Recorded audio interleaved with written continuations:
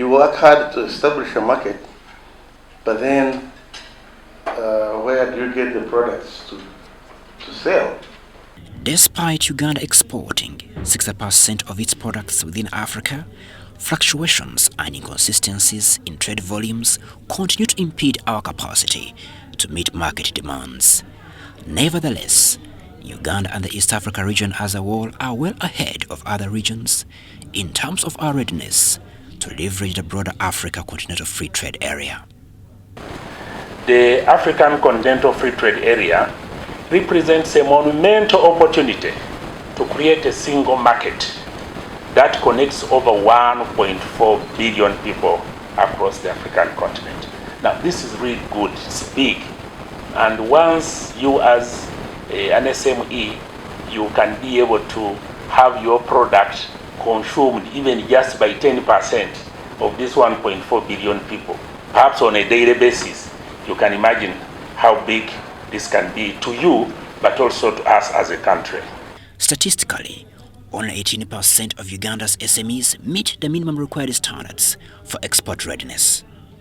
Addressing this concern would significantly boost Uganda's efforts to tap deeper into Africa's single market. We believe that it is a pathway to unlocking the full potential of intra-African trade, driving economic transformation and fostering prosperity for generations to come. And colleagues, if we are going to trade with each other within East Africa, within Africa, we must really make sure that we comply with certain minimum conditions.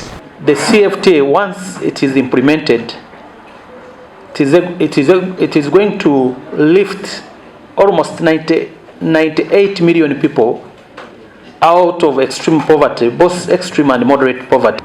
The biggest gain from the CFTA is not only tariff reduction, because when you look at the average African tariff, they are not so high, but the biggest gain will be to eliminate non-tariff barriers. Embracing minimum trade requirements has been touted as the gateway to building sustainable trade.